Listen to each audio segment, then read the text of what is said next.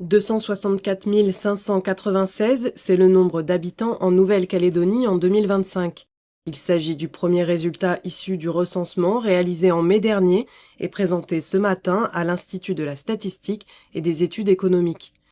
La province sud regroupe 74% des résidents, la province nord 19% et la province des îles 7%. Le nombre d'habitants chute de plus de 5% dans certaines communes, à Nouméa, au Mont-d'Or ou encore à Pointe-d'Imier. Elle baisse de façon plus modérée à Dimbéa ou à Touault par exemple.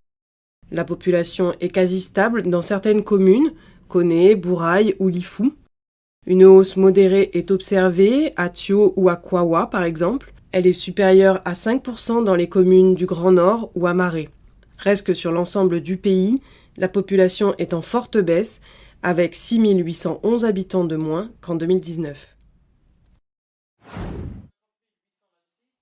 C'est historique. La population du pays est en baisse.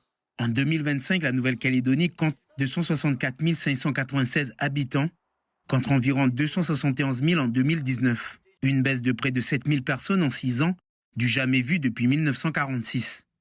Que la population baisse, oui, c'était à peu près certain.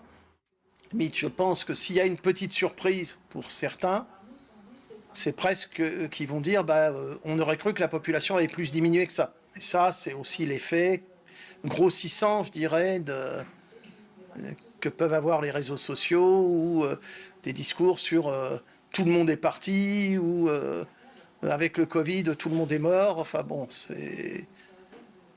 il faut s'en méfier un petit peu et la statistique est là justement pour remettre l'église au milieu du village. Cette baisse de 6 811 habitants s'explique par 2 facteurs, à commencer par le solde naturel qui enregistre une baisse de naissance et par le solde migratoire qui enregistre environ 18 000 départs sur la période de 2019 à 2025.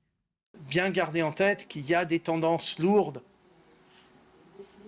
baisse de la natalité, vieillissement de la population, décohabitation, etc., qui étaient déjà à l'œuvre entre 2014 et 2019, qui continuent à être à l'œuvre. Et il ne faudrait pas résumer, je dirais, ou effacer les tendances lourdes derrière des éléments plus conjoncturels. Entre 2014 et 2019, le solde migratoire était déjà négatif mais modéré. Il s'est nettement dégradé entre 2019 et 2025, avec de nombreux départs enregistrés sur cette période. Covid, crise nickel, instabilité institutionnelle ou encore les violences de 2024 ne sont pas les principaux facteurs explicatifs.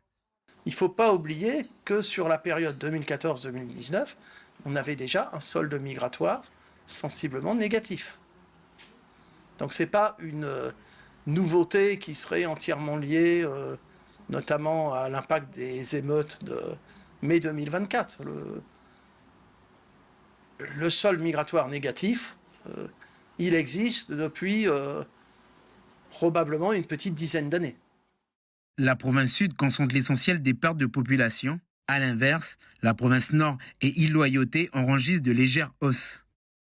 Un phénomène qui pourrait transformer les dynamiques territoriales. Dans le cas de la zone Vauconé-Point-Bout, on peut constater par exemple sur Koné qu'on a une légère diminution de la population. On pouvait s'attendre à avoir une diminution plus massive, mais il faut effectivement garder en tête qu'on a eu entre 2019 et par exemple 2024 des gens qui ont eu tendance à s'installer sur la zone, qui était devenue attractive du fait de l'usine. Et donc ça, effectivement, on ne l'a pas forcément mesuré dans notre recensement, puisqu'il s'est tenu en 2019 et en 2025. Donc c'est bien 2 photographies qu'on fait à 2 moments différents et on n'a pas de continuité finalement dans ce suivi.